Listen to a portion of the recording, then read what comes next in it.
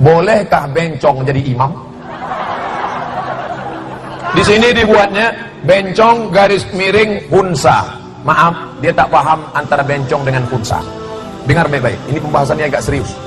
Hunsa artinya anak, maaf, cakep. Kalau bukan karena fikih tak saya jelaskan. Manusia yang lahir kelaminnya dua, itu namanya hunsa. Ada itu. Mungkin waktu hidup kita tak tahu. Pas nanti memandikan jenazahnya baru tahu. Rupanya dia hunsa.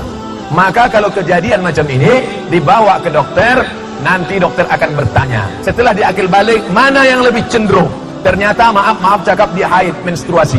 Maka kelamin laki-lakinya dipotong, dioperasi, maka dia menjadi perempuan. Ternyata dia tidak haid dan gayanya macam laki-laki. Maka kelamin perempuannya dijahit dan dia menjadi laki-laki. Ini dibahas dalam fikih namanya bab hunsa.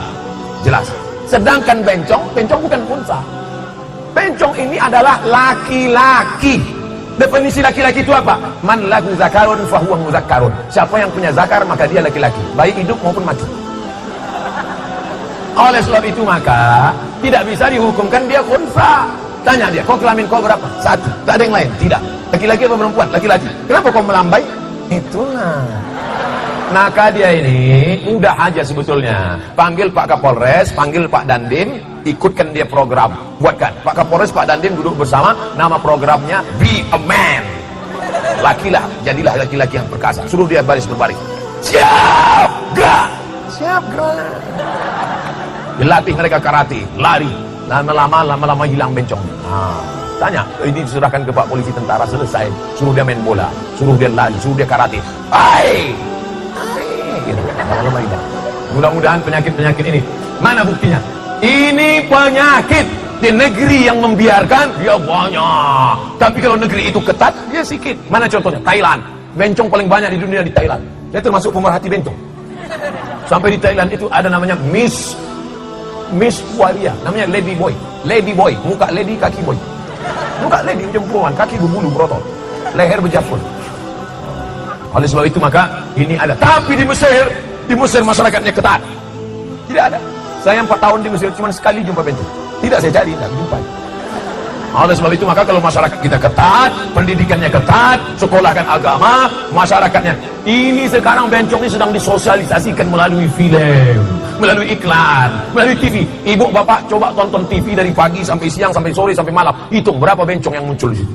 Acara masak bencong, acara film. Ingat dulu film catatan si Boy, masa-masa kita kecil dulu. Emon ada bencong. Artinya apa? Bencong memang sudah disosialisasikan dari dulu sampai sekarang. Sampai di film karton pun ada bencong. Upin baik, Ipin baik, Jarjit baik, Meme baik, tapi Bang Saleh itu bencong. Artinya apa? Dimasukkan ke dalam film supaya bahwa ini sesuatu yang biasa-biasa saja. Kata pepatah kita, Allah bisa karena biasa. Dianggap karena sudah sering ditengok biasa. Nauzubillah. Kita mesti menjelaskan ini. Inilah pokok pangkal penyakit LGBT. Lesbi, gay, biseksual, transgender. Tapi namanya keren. Apa namanya? LGBT. Jangan sebut LGBT. Lalu apa namanya? PLT. Penyuka lubang tai. Mohon maaf tuanku, mohon maaf nenek mama, tak cocok Abdul Somad bicara begini di depan orang terhormat. Ini ucapan hina. Maka kalau dipakai bahasa-bahasa keren, mereka merasa tersanjung. Ini penyakit masyarakat bersama. Penyakit virus HIV/AIDS. Di antara penyebarannya adalah melalui LGBT. Mudah-mudahan Allah menyelamatkan pasaman barat dari LGBT. Jadi Pak Ustadz, boleh dia jadi imam sholat? Mana boleh. Yang jadi imam sholat itu adalah khunsa tadi. Kalau udah jelas dia laki-laki, dia maju ke depan. Kalau bencong tadi, setelah taubat dia, tiba-tiba dia bisa baca Quran, tiba-tiba dia masuk tahfiz Quran, dan dia sudah sehat. At-taibu minadzambi kama la dzambala. Orang yang sudah bertobat, preman bertatu yang sudah bertobat, bencong yang sudah bertobat, maka jangan lagi kenang masa lalunya. Jangan nanti imamnya mantan bencong. Assalamualaikum warahmatullahi wabarakatuh. Kira-kira sholat kita tadi sah nggak ya kalau imamnya si mantan bencong nih?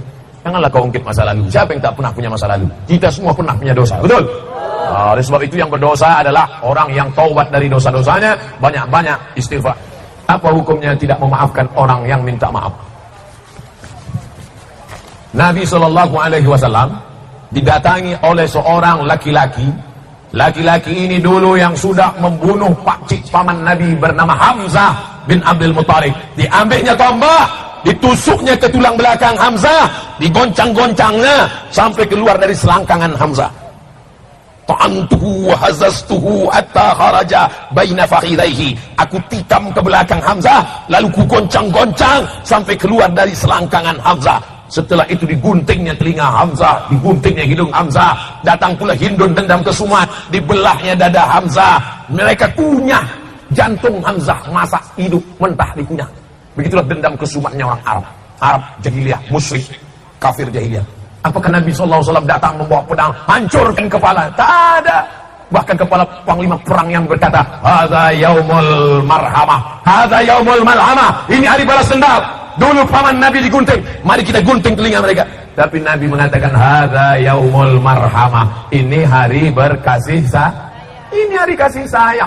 Jadi kalau ada orang tak bisa memaafkan, maka sesungguhnya dia belum bisa mengikut menjadi umat Muhammad sallallahu alaihi wasallam. Maafkan dia. Kau udah maafkan dia? Saya sudah maafkan dia, Pak Ustaz.